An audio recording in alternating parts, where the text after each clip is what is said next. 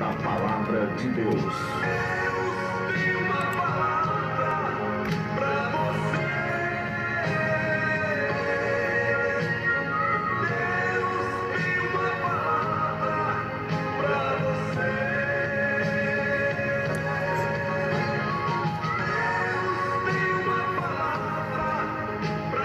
Glória a Deus, louvado seja o nome do Senhor. Deus tem uma palavra para você.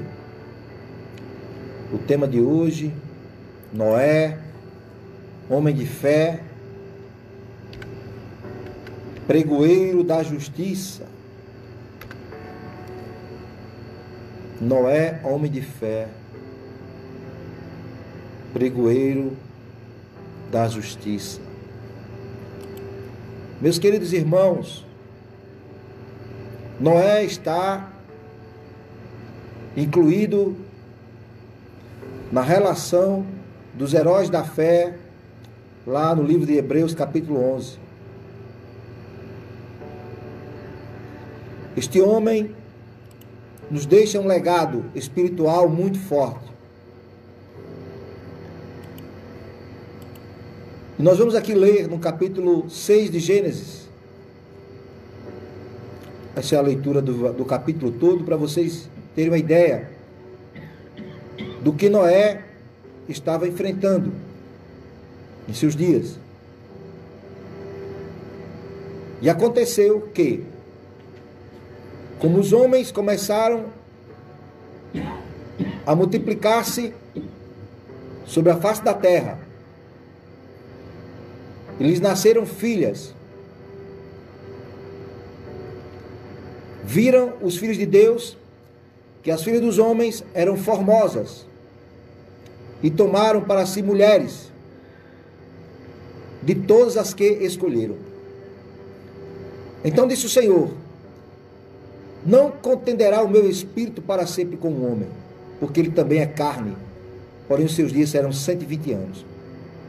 Havia naqueles dias gigantes na terra, e também depois, quando os filhos de Deus entraram as filhas dos homens, e delas geraram filhos, estes eram os valentes que houve na antiguidade, os homens de fama. E viu o Senhor que a maldade do homem se multiplicara sobre a terra, e que toda a imaginação dos pensamentos de seu coração era só má continuamente. Então Deus arrependeu-se, o Senhor, de haver feito o homem sobre a terra, e pesou-lhe em seu coração. E disse o Senhor: destruirei o homem que criei sobre a face da terra, desde o homem até o animal, até o réptil, e até a ave dos céus, porque me arrependo de os haver feito. Noé, porém, achou graça aos olhos do Senhor. Essas são as gerações de Noé. Noé era homem justo e perfeito em suas gerações. Noé andava com Deus. E gerou Noé 3 filhos, Sem, Cão e Jafé. A terra, porém, estava corrompida diante da face de Deus, e encheu-se a terra de violência. E viu Deus a terra, e eis que estava corrompida, porque toda a carne havia corrompido o seu caminho sobre a terra. Então disse Deus a Noé: o fim de toda a carne é vindo perante a minha face, porque a terra está cheia de violência, e eis que os desfarei com a terra. Faze para ti uma arca de madeira de gofer. Farás compartimentos na arca e a betumarás por dentro e por fora. E desta maneira a farás: de 300 côvados o comprimento da arca, de 50 côvados a sua largura e de 30 côvados a sua altura. Farás na arca uma janela de 1 côvado. A acabarás em cima, e a porta da arca porás ao seu lado. Falhais andares baixo, segundo e terceiro. Porque eis que eu trago um dilúvio de água sobre a terra, para desfazer toda a carne que é espírito de vida debaixo dos céus, tudo o que há na terra expirará. Mas contigo estabelecerei a minha aliança, e entrarás na arca, tu e teus filhos, tua mulher e as mulheres de teus filhos contigo. E de tudo o que vive, e de toda a carne, 2 de cada espécie farás entrar na arca, para conservar vivos contigo, macho e fêmea serão. Das aves conforme a sua espécie, dos animais conforme a sua espécie, de todo réptil da terra conforme a sua espécie, 2 de cada espécie virão a ti para os conservar em vida. e leva contigo de toda a comida que se come, e ajunta para ti, e te será para mantimento a ti e a eles. Assim fez Noé, conforme a tudo o que Deus lhe mandou, assim o fez. Amém. Meus queridos irmãos, o texto bíblico de 22 versículos, fiz questão de ler todos eles, para não deixar despercebido nenhum dos propósitos que nós vamos colocar aqui na mensagem de hoje. A Bíblia, ela está cheia de histórias de grandes homens. E todos nós gostamos de falar de personagens, né, históricos, principalmente da Bíblia, como Sansão, Abraão, Jacó, José. São muitas as histórias. Mas Noé tem uma história bastante significativa para todos nós, principalmente nos momentos em que vivemos neste mundo, nos dias em que vivemos, que retrata, vamos dizer assim, praticamente o quadro que Noé viveu em seus dias. O mundo corrompido, o ser humano totalmente distante de Deus. Grande parte já estão aí se intitulando ateus, que não creem no ser criador, no ser supremo. E a terra está mergulhada na violência, violência urbana, das guerras, violência nos lares,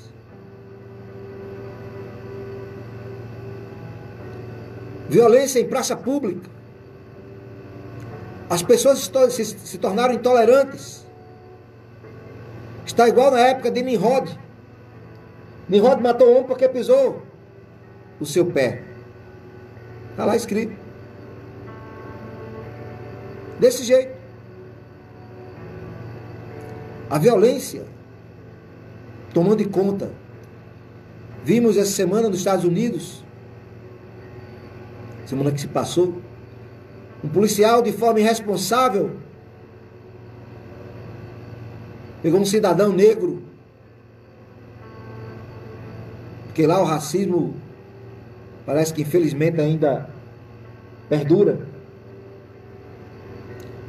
de forma brutal, cruel, pegou aquele cidadão de forma covarde, colocou o joelho no pescoço daquele homem sem necessidade, porque ele já estava rendido. Matou aquele homem. Isso gerou uma cadeia de violência no país. Depredação, assassinatos. Outras mortes aconteceram. E se aprova de que o homem está intolerante. O amor parece que é uma palavra que não está mais no vocabulário da humanidade. O amor, a misericórdia, o perdão. O quadro é muito parecido com aqueles dias de Noé. E aqui nós vamos aprender algumas lições.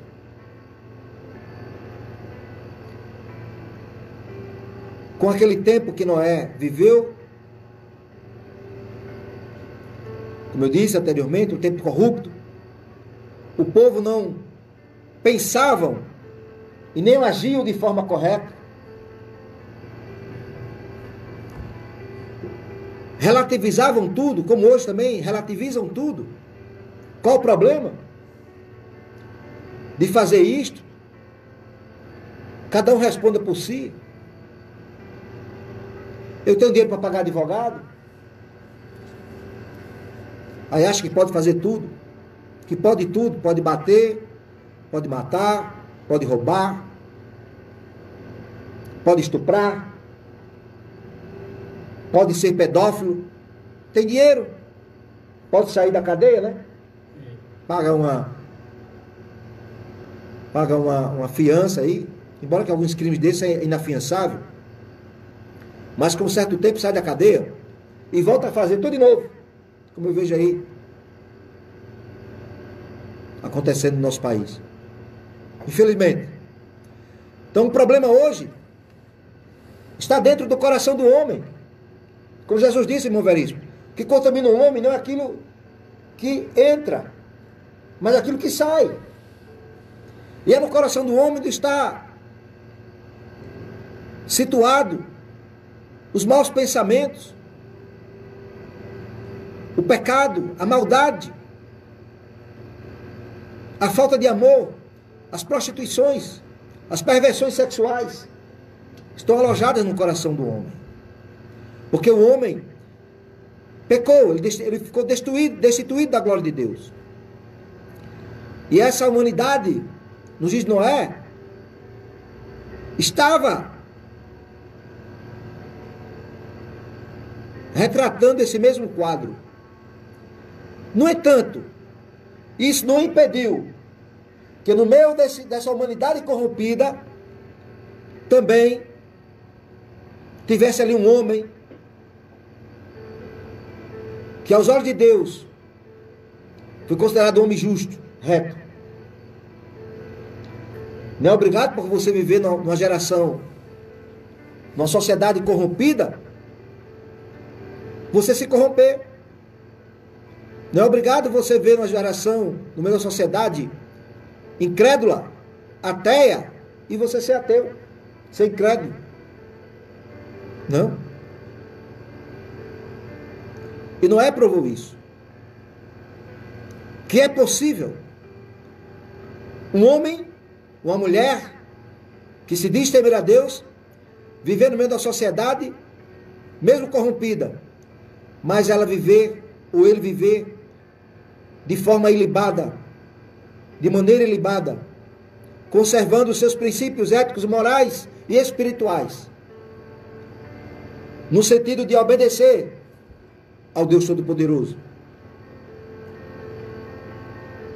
Deus estava determinado a destruir a humanidade como um todo. Mas quando ele viu Noé, ele se arrependeu duas vezes. Primeiro ele se arrependeu porque fez o homem.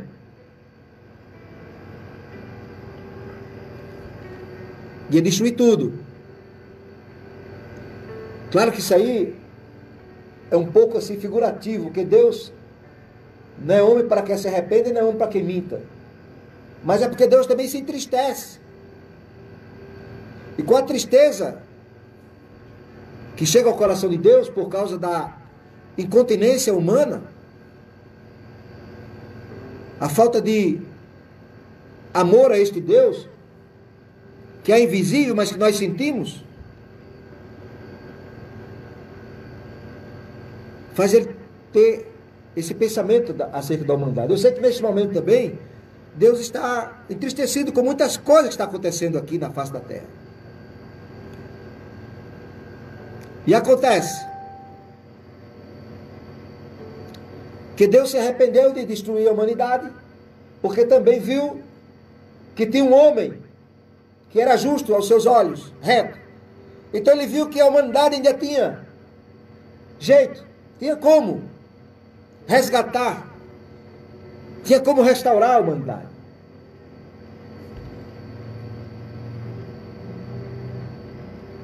Deus se entristeceu por haver criado o homem.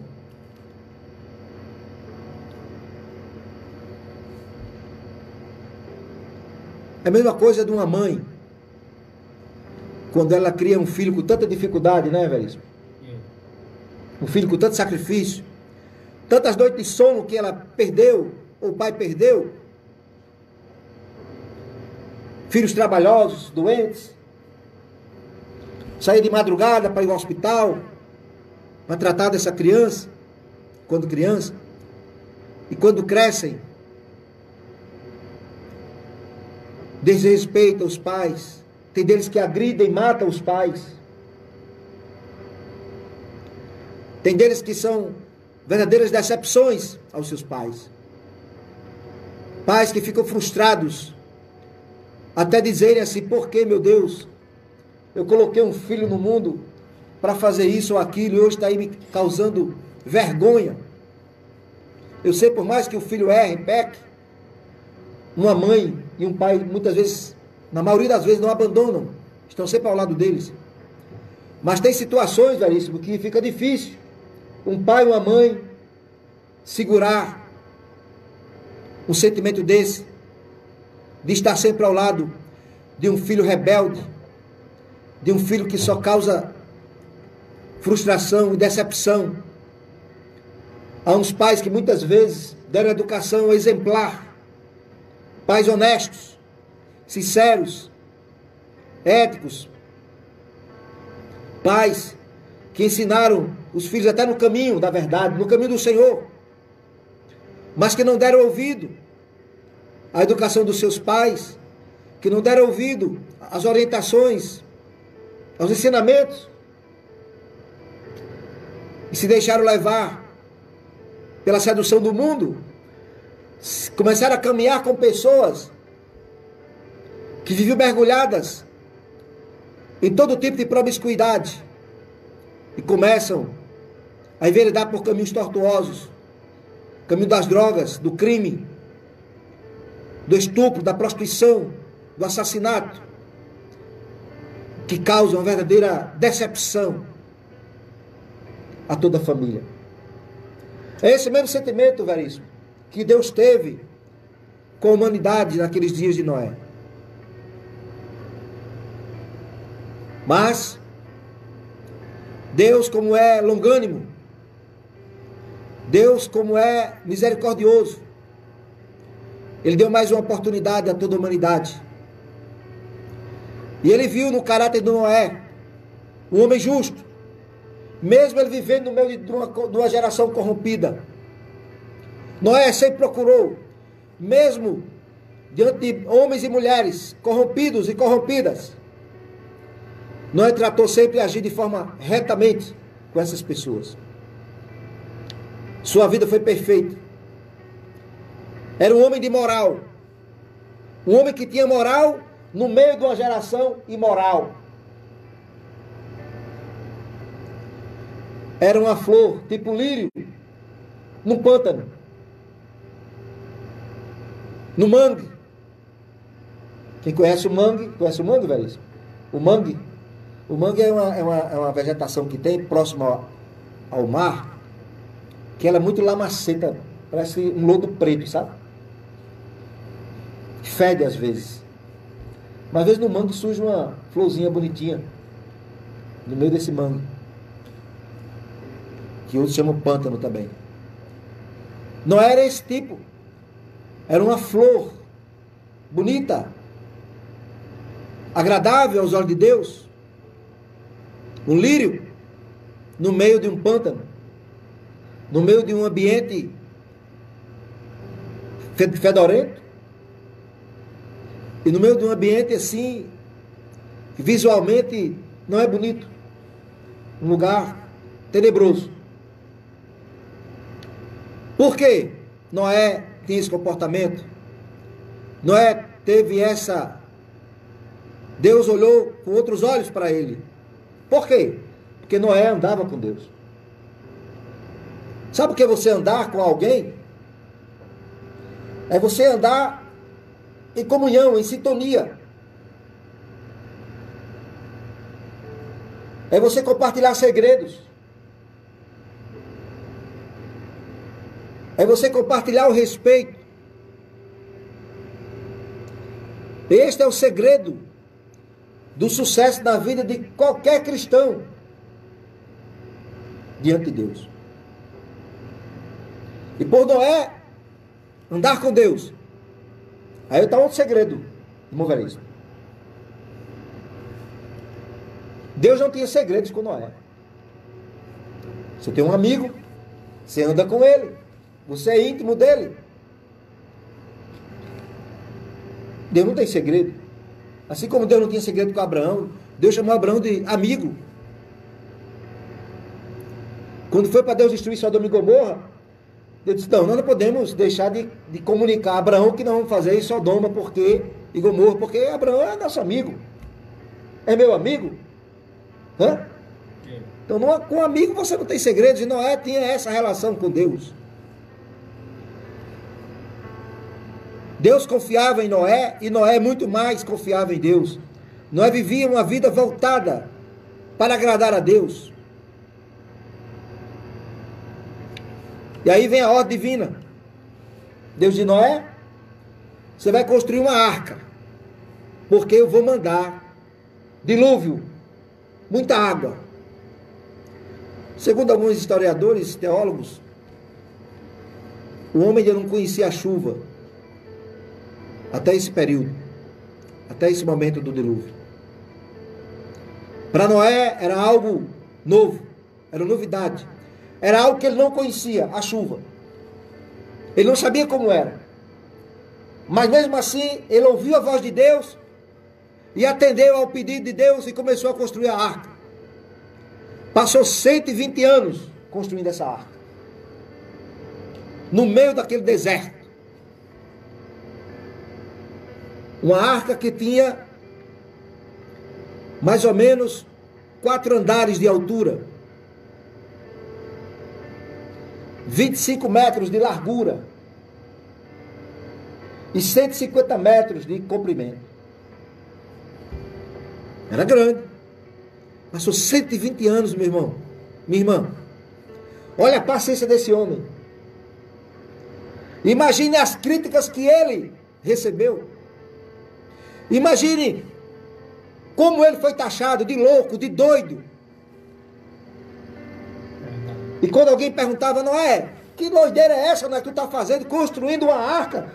Para que isso, se tu vai morar aí? Aí Noé dizia, meus amigos, Deus vai mandar um dilúvio. Zombavam dele, eu creio. O texto bíblico não diz. Mas você imagine, gente. É como aqui, por exemplo, em São Miguel. Aqui não tem mar. Aí de repente eu tomasse uma iniciativa dessa de construir um navio desse tamanho.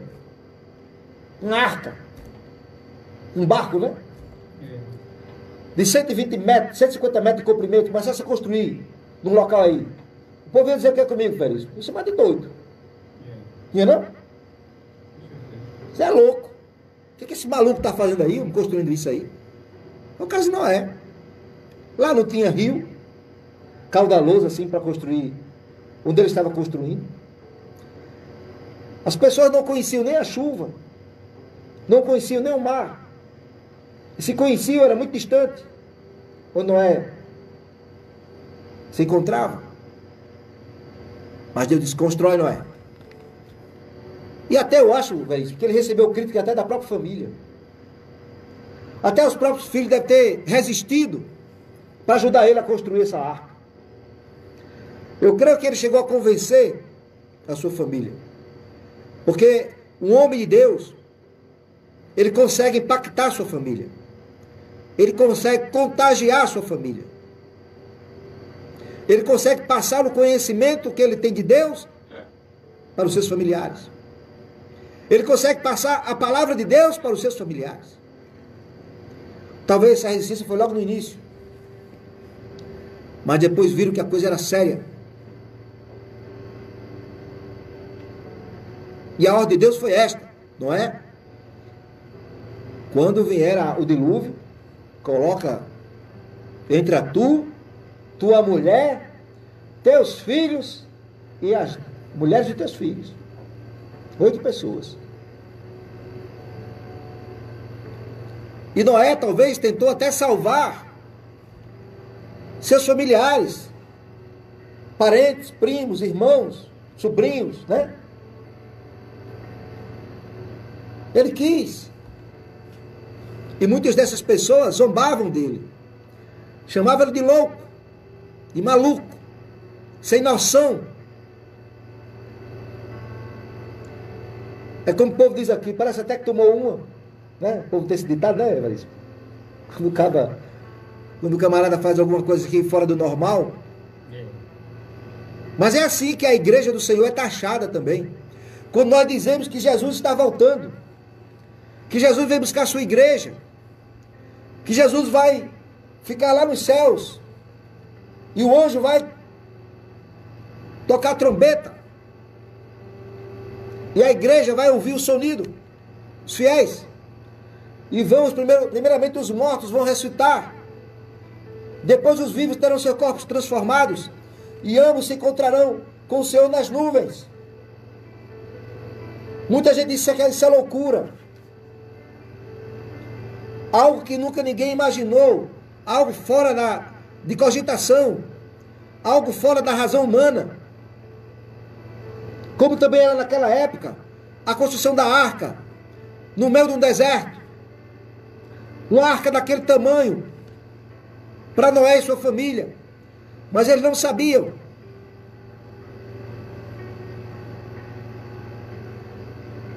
Que era também para os animais que Deus queria poupar. Hoje estamos vivendo dias muito parecidos.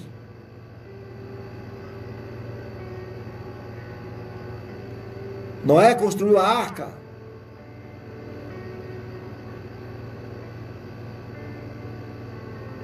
Trabalhou muito. 120 anos não é brincadeira não. Construindo. Depois, quando ele terminou, pôs a sua família na arca. Se preocupou com sua família, lógico. Um pensamento muito glorioso para todo homem e mulher de Deus. Salvar a sua família. Buscar primeiro salvar os seus familiares. Foi o que Noé fez. A vida de Noé era uma vida tão próxima de Deus que ele conseguiu ganhar e levar também a sua família para Deus. Depois que os animais entraram,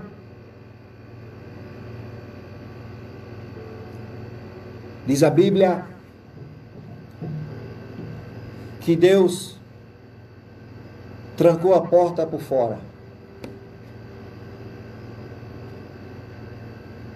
E Noé ainda teve uma prova de fé.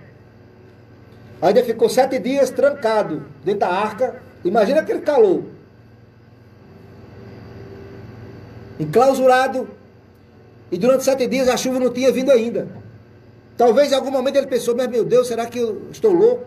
Deus mandou construir essa arca, dizendo que veio um dilúvio, agora eu estou aqui dentro da arca com minha família, com esses animais. Já está aqui 1 dia, 2 dias, 3 dias. Quando chegou no 7º dia, veríssimo. Eu imagino aquele povo todinho rindo da cara de Noé. Ele lá trancado, com a família dentro daquela arca. Passou o 1º dia. Eu imagino quantos não foram zombar. Tirar onda com a cara de Noé e sua família. Porque eles se trancaram. 1º dia, nada. 2º dia, nada, velho. 3º dia. Eu acho que até bateu um desespero também. E Noé? E sua família? Talvez sua mulher disse, mas Noé, tu não disseste que esse dilúvio vinha, Noé? Já faz 3 dias que nós estamos aqui e nada.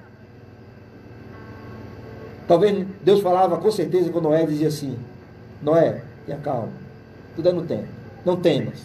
Não temas. Crê somente. Deixa eles zombarem aí.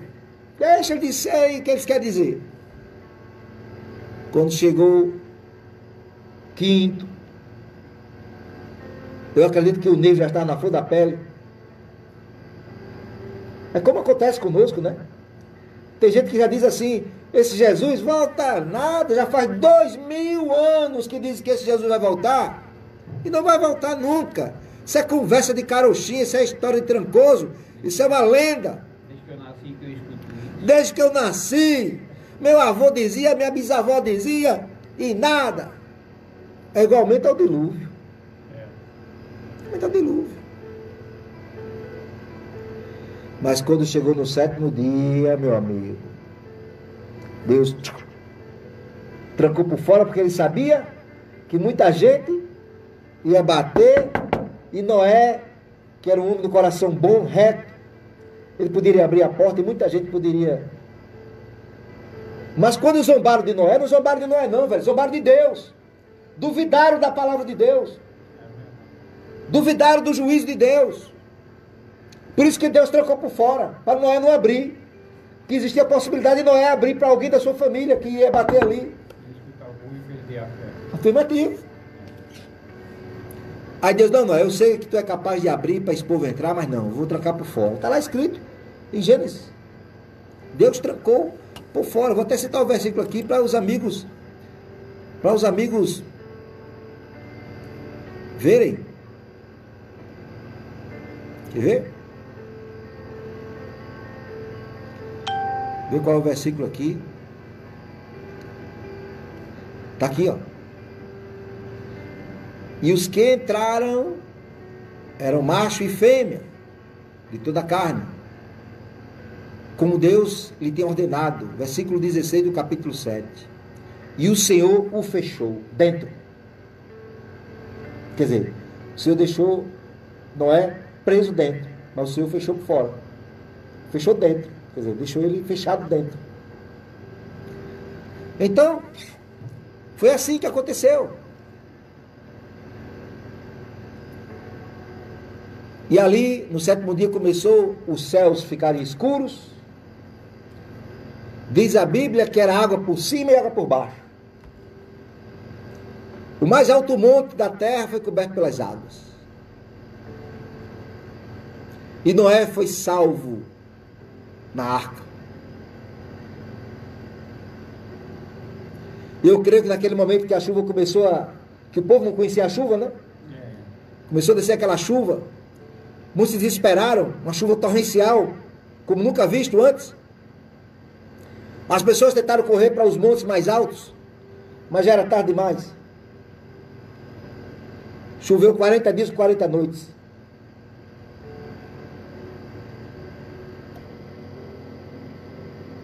E Noé foi salvo do dilúvio.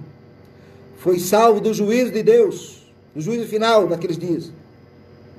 Hoje, a arca de salvação hoje, sabe quem é, meus amigos?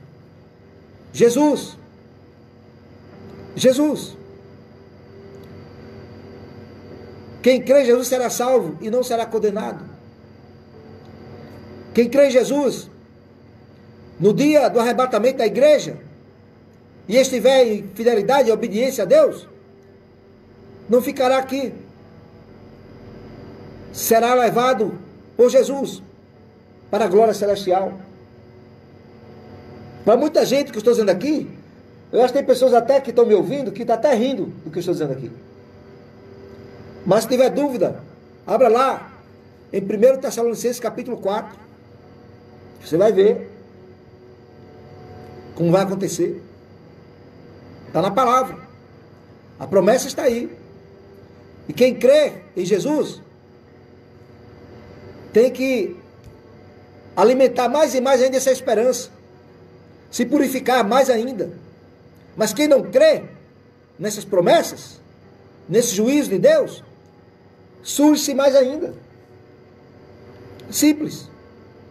Agora, só digo uma coisa.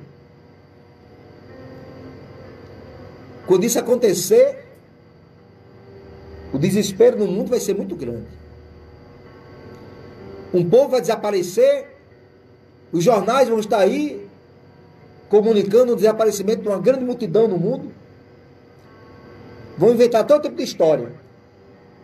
De alienígena. Vão inventar a história que o povo se escondeu, que houve suicídio em massa. Vão inventar milhões de histórias, mas nós conhecemos a palavra, sabemos que é o arrebatamento da igreja. Muitos túmulos serão abertos, muitos corpos ressuscitarão, os que morreram em Cristo. Sei que vai ser Deus nos acuda, aviões sem piloto, carros sem motorista, trens sem os seus pilotos também, navios sem o seu capitão. Vai ser um Deus nos acuda. Então, meus amigos, meus irmãos, Noé foi divinamente instruído por Deus acerca dos acontecimentos que ainda não se viam. E como ele temia a Deus, ele aparelhou uma arca para a salvação de sua casa, pela qual condenou o mundo e se tornou herdeiro da justiça que vem da fé. Está escrito lá em Hebreus capítulo 11, versículo 7. E Deus preservou Noé e vai também preservar a igreja nesses últimos dias que nós estamos vivendo. Os sinais já aconteceram. Os prelúdios, ou o prelúdio da volta de Cristo. Eu acredito que estamos na contagem regressiva do relógio de Deus. Noé, o pregoeiro da justiça. Sabe por que pregoeiro? Porque ele era proclamador da justiça. Noé era o tipo do homem que quando ele via uma coisa errada, ele apontava. Ele não se calava. Ele falava que aquilo ali não estava certo. Esse é o papel da igreja. A igreja não pode se calar diante das coisas erradas, diante das injustiças. Não pode se calar diante das verdades bíblicas, do juízo de Deus. Nós temos que ser, a igreja tem que exercer esse papel que Noé exerceu, de pregar a justiça de Deus, pregar a verdade de Deus. Porque como nos diz Noé, assim como foi nos dias de Noé, conforme está escrito lá em Mateus 24, capítulo 37 e 39, assim será também na vida do Filho do Homem. Assim como nos dias anteriores do dilúvio, comiam, bebiam, casavam, davam-se em casamento, até o dia em que Noé entrou na arca. E não perceberam. É como hoje, não estão percebendo. Estão fazendo tudo isso. Bebendo, casando, comemorando todo tipo de festa. E não estão percebendo. Naqueles dias foi o dilúvio. Mas nosso dia vai ser o arrebatamento da igreja. Jesus vai voltar. O dilúvio levou a todos. Só escapou Noé e sua família. E na vida do Filho do Homem, sabe quem vai escapar? A igreja. Os fiéis. Os que rejeitaram as obras do mundo. Os que rejeitaram a sedução do mundo. Os que se arrependeram dos seus pecados e aceitaram Jesus como seu Salvador. Aqui nós vemos mais uma vez a história e a profecia trabalhando juntas. A atitude das pessoas naquele dia de Noé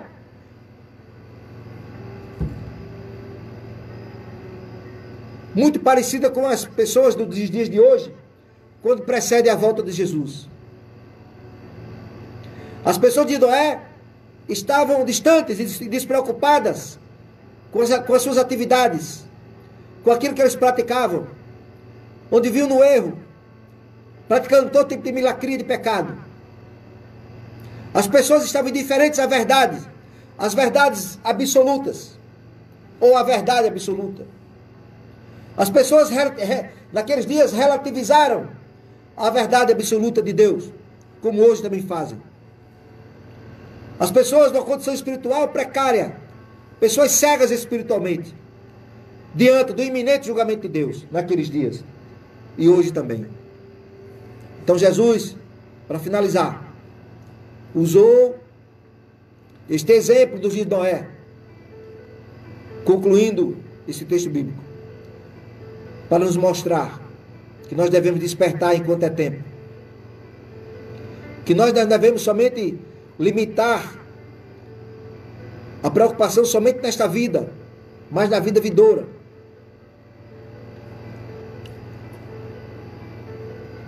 Hoje vivemos um momento de egoísmo generalizado que domina o pensamento das pessoas. Tempos trabalhosos, homens amantes de si mesmos, avarentos, presunçosos, soberbos, blasfemos, desobedientes a pai e mães, ingratos, profanos, sem afeto natural, irreconciliáveis, caluniadores, incontinentes, cruéis, sem amor para com os bons, traidores, obstinados, orgulhosos, mais amigos dos prazeres do mundo do que amigos de Deus, tendo a aparência de que são pessoas piedosas, mas negam em suas atitudes a eficácia da piedade, a eficácia da justiça. Essa é a atitude do mundo global. Essa é a perspectiva que nós temos do nosso tempo. É o tipo de pensamento que prevalece e que vai impedir que a grande maioria da humanidade acredite em Deus, que acredite nesse juízo que está para acontecer a qualquer momento. E dos sinais que estão escritos na Bíblia, nos advertindo que nós nos preparemos urgentemente para o encontro iminente com Jesus, para o retorno iminente de Jesus. Assim como o povo no tempo de Noé riam e zombavam quando ele construiu a arca. Tenho certeza que tem pessoas neste momento, Evaristo, zombando do que estou dizendo. Mas podem zombar. Só digo uma coisa a vocês. A arca da salvação ainda está com suas portas abertas. Aproveite, porque o fim desta época virá, quando a maioria das pessoas estiverem despreparadas. Assim como o relâmpago cruza no Oriente e aparece no Ocidente, assim será a vida do Filho do Homem. Que Deus nos abençoe e aplique essa